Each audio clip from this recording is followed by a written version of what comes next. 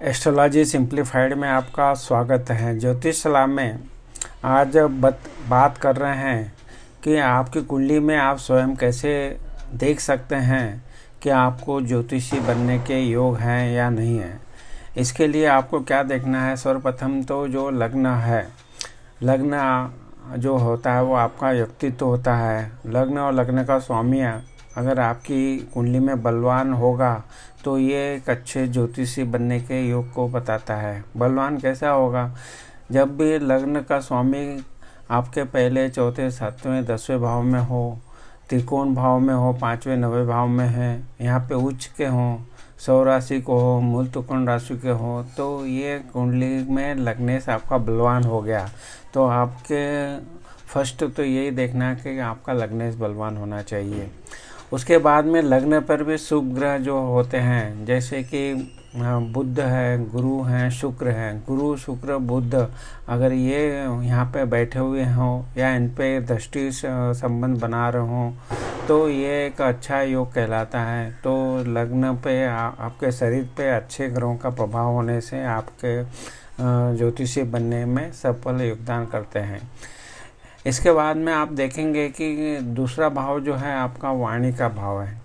तो आपके वाणी पे अगर शुक्र ग्रह का प्रभाव हो तो ज्योतिषी बनने के लिए बहुत अच्छा योग माना जाता है, क्योंकि शुक्र यहाँ से अष्टम भाव को भी देखता है, जो कि गूढ़ विद्याओं का भाव है, अध्यात्म का भाव है। तो आपके द्वारा जो भी भविष्यवाणी की जाएगी वो सफल होती है। तो शुक्र की स्थिति को आपको देखें।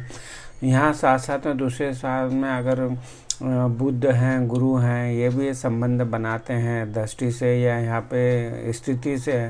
बुध, गुरु, शुक्र कोई भी यहाँ पे अगर बैठता है तो भी एक अच्छा भविष्य वक्ता कहलाएगा। इसकी वाणी अच्छी रहेगी, इसका प्रभाव आपके जो भी आपको कुंडली दिखाने आता है उसके साथ में आपका जो वाणी का प्रभाव बहुत अच्छा रहेगा।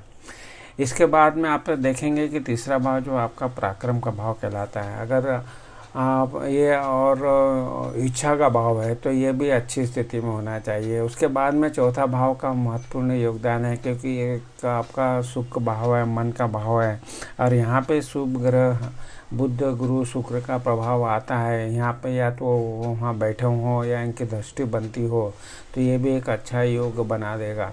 इसके बाद में पांचवा स्थान जो है आपका बुद्धि का स्थान है, और बुद्धि के स्थान पे अगर गुरु ग्रह, शुक्र ग्रह, बुध ग्रह इनकी युति हो या ये बैठे हों तो ये भी एक, या इनकी दृष्टि हो तो ये भी एक अच्छा योग बनाते हैं।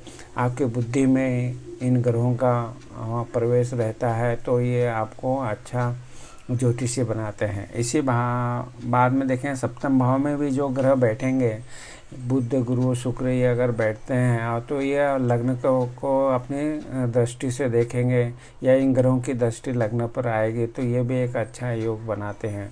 फिर भाग्य भाव में अगर ये ग्रह बैठेंगे तो बहुत ही अच्छा है, क्योंकि भाग्य आपका इसी के लिए बना है। आप ज्योतिषी रहेंगे और आपका धर्म से आपका रिलेशन रहेगा, तो ये एक अच्छी स्थिति है कि ये जो शुभ ग्रह अगर आपके भाग्य भाव में बैठे हैं तो ये अच्छे ज्योतिषी बनाने के योग बना देंगे। इसके बाद आप देखिए कि जो कर्म भाव है आपका, कर्म आप अच्छे ज्योतिषी अगर आप कर्म नहीं करते हैं तो भी ये निष्फल हो जाएगा। तो इसलिए आपके कर्म के लिए भी कर्म भाव भी अच्छा होना चाहिए, जिससे कि आप अपने कर्म के द्वारा अपने ज्योतिषी को बढ़ा सकते हैं। और जो 11वां भाव है लाभ का भाव है, तो आपको और इच्छा पूर्ति का भाव है। तो आपका करियर के लिए आपका दूसरा भाव और 11 भाव की स्थिति अगर अच्छी है तो आप ज्योतिषी के द्वारा आप अपने करियर बना के आप धन कमा सकते हैं, क्योंकि इनका जो दूसरा भाव और 11 भाव का राशि परिवर्तन हो या दोनों भावों के स्वामी की अगर युति अच्छे केंद्र त्रिकोण में हो तो ये भी एक अच्छा योग बनाता है, जिससे कि आप जो ज्योतिषी का करियर किए उसमें आपको धन का लाभ भी प्राप्त होगा।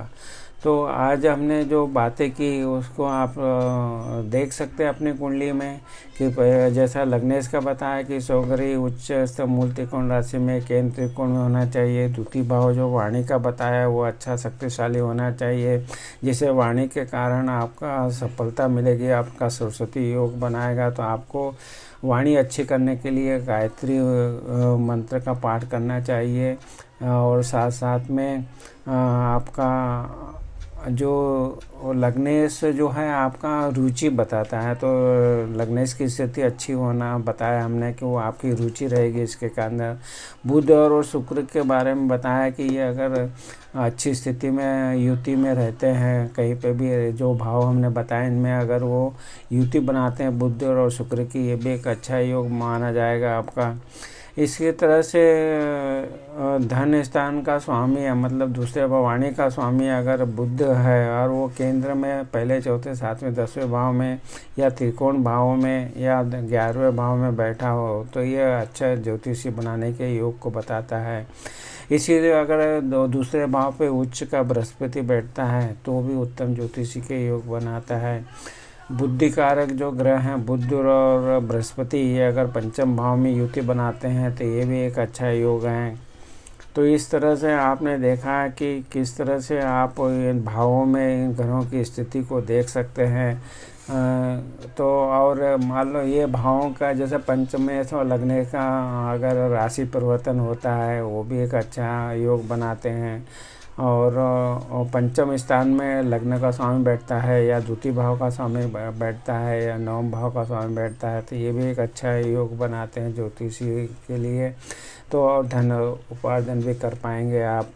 इसलिए चंद्रमा का भी एक अच्छा योगदान रहेगा। चंद्र और गुरु का योग अगर दूसरे स्थान में हो तो भी अच्छा है, या केंद्र में भी ये युति करते हैं चंद्रमा और गुरु तो गजकेसरी योग बनता है, ये भी एक अच्छा योग है। इसी तरह सूर्य जो आत्मा का कारक है और आप में जो एक ऊर्जा रहती है सूर्य की जो रहती है, आप जिससे कि सामने वाले से अच्छे से अपनी अभिव्यक्ति कर पाएंगे तो सूर्य का आपको ऊर्जावान बनाएगा। तो सूर्य बुध का आदित्य योग भी जो हमने भाव बताए उनमें सूर्य बुध का बुध आदित्य योग भी एक अच्छा योग माना गया है। ये बुध आदित्य योग का भी आपका होना अच्छे ज्योतिषी की निशानी बनता है। तो इस तरह से आपने देखा कि आप अपना ज्योतिष में करियर बनाना चाहते हैं तो ये चीज़ों को ध्यान रखिए। अष्टम भाव में केतु रहता है तो राहु आपका दूसरे भाव में रहेगा, तो ये भी एक अच्छे ज्योतिषी का योग है क्योंकि अष्टम भाव अध्यात्म का है। केतु वहाँ पे ये जो गुण जो साइंस है मतलब ज्योतिष का है उसमें आपको डीप में ले जाएगा और अच्छे ज्योतिषी का एक अच्छा योगदान करता है। तो आपने देखा कि अपनी कुंडलियों में ये जो भी हमने बताया कि जो ग्रहों के बारे में बताया, जो शुभ ग्रहों का जो स्थिति है वो कहाँ कहाँ पे कैसी होना चाहिए, किस तरह से आप अपनी कुंडली में लगा के देख सकते हैं जो सफल ज्योतिषी का योग बनाते हैं। केतु का संबंध बुध और बृहस्पति से होता है तो ये भी एक अच्छा योग है क्योंकि गुण ग्रहों का केतु को कारक माना गया है तो उसका प्रभाव अगर अच्छा रहेगा तो बहुत ही अच्छी बात है। तो आपने आज देखा कि आप अपने कुंडली में किस तरह से स्वयं देख सकते हैं। इस तरह से आपकी रुचि भी इसमें बढ़ेगी और इस तरह के योग हैं और जितने ज़्यादा योग बनेंगे उतना अच्छा ज्योतिषी का योग बनाएंगे आपकी कुंडली में और धन उपार्जन भी करके करियर बना सकते हैं। आपको हमारे वीडियो पसंद आया तो हमारी जो चैनल एस्ट्रो सिंप्लीफाइड पे उपलब्ध वीडियो का भी लाभ उठाइए और साथ साथ में आपको वीडियो पसंद आ रहे हैं तो ज़रूर लाइक और शेयर कीजिए। आपने हमारे चैनल को सब्सक्राइब किया, वीडियो को लाइक किया, शेयर किया, इसके लिए आपका बहुत बहुत धन्यवाद।